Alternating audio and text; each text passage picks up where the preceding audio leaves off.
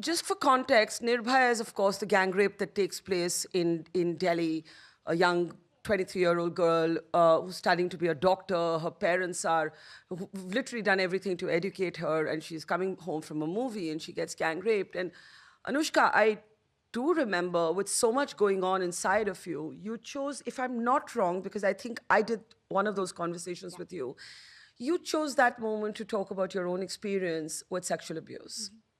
And something in that gang rape of Delhi made you feel that you had to unpack that from wherever it was locked inside of you and speak about it.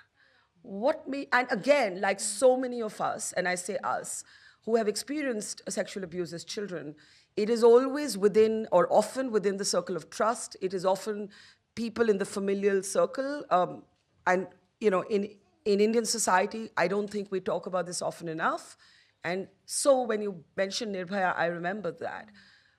When you did speak about your battle with sexual abuse as a young girl, did you face pushback within the larger sort of family circles because this was someone familiar, known, trusted?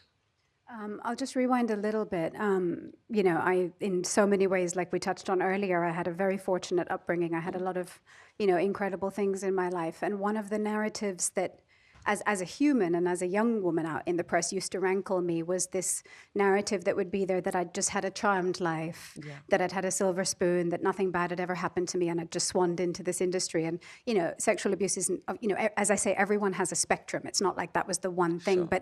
But when you carry a big wound like that, and it's a secret, you know, it felt very disjointed from how I was seen compared to how I felt as a human.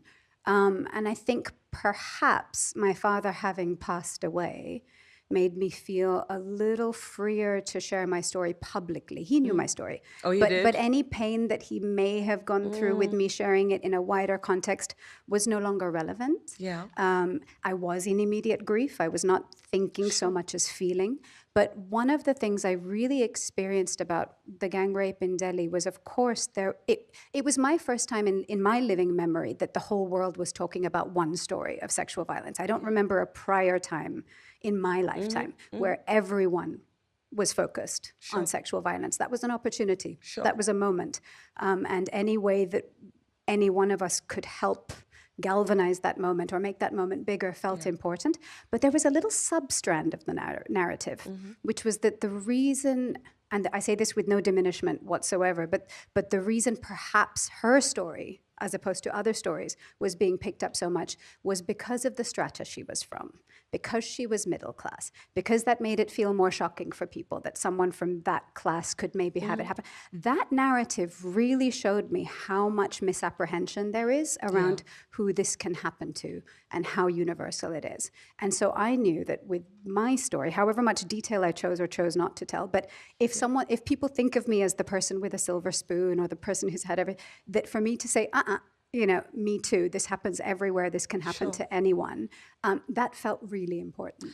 I mean, I think you make an excellent point about privilege and class. And one of the earliest stories I reported on was on the gang rape of a Dalit woman called Bhavri Devi. And, you know, 3 decades later, she has actually not got justice. But because of her fight, women in India now have protection against sexual harassment at the workplace because her case dragged on for years. And the Supreme Court then of India said, you know what? So this lady was actually gang raped for trying to stop the child marriage of a one-year-old boy. And among those who was accused of raping her was the father of the child. And she was enrolled in a government program to stop child marriage. So the Supreme Court held that this was her place of work and that she deserved to be protected at her place of work. And so born from this poor village woman who was still fighting for justice in her own case were these shields that now Indian women have at the workplace. And you're absolutely right that it's universal, and yet there is a class and privilege dimension to the stories that get told or the stories that get noticed. Your privilege, my privilege, everybody's privilege here, relative privilege. How do we use it to create space for others? I know you do it through your music. I know that your music is deeply experimental. It's been called genre defying. How do you how do you, cognizant of that privilege that you have relatively, and I know you're an outspoken voice, create space for other women? I try, I mean, I can only speak for myself, Sure. but I try to look across the board in all areas of my life to see what I'm doing. And I think a lot of people in this room will share the experience that, like, we are often the one to whom, against whom bias is happening. And we're also sometimes in the position where we are in the place of privilege, where maybe we've come a certain way in the UK, for example, thinking that we are part of the culture, that we're colonized, that we've had racism here against us, that we've been held back. But then maybe we look back and think, okay, but what about the community I come from in India? Like, what has my community perpetrated amongst other people, you know? And so to kind of hold these multitudes within us that, like, maybe I come from a line of oppressed and oppressing at the same time is complex but important, you know, because we have to be able to hold both of those, to have empathy, to have the learning of how do we take our pain and our healing and then think of how we move that towards others as well.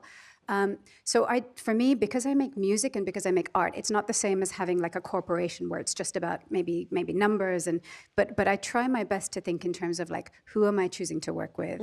You know, whenever I'm the person that's getting to make a choice of who I'm hiring or who I'm reaching out to, if there's a few men on board already from pre-existing relationships, being really active about making sure the other people are women, thinking not just in a visible sense also, so I can tell the story, but behind the scenes, who are the sound people, who are the lighting people, like across the board, you know, how are we diversifying? And it's not just in terms of gender as well, but in all ways.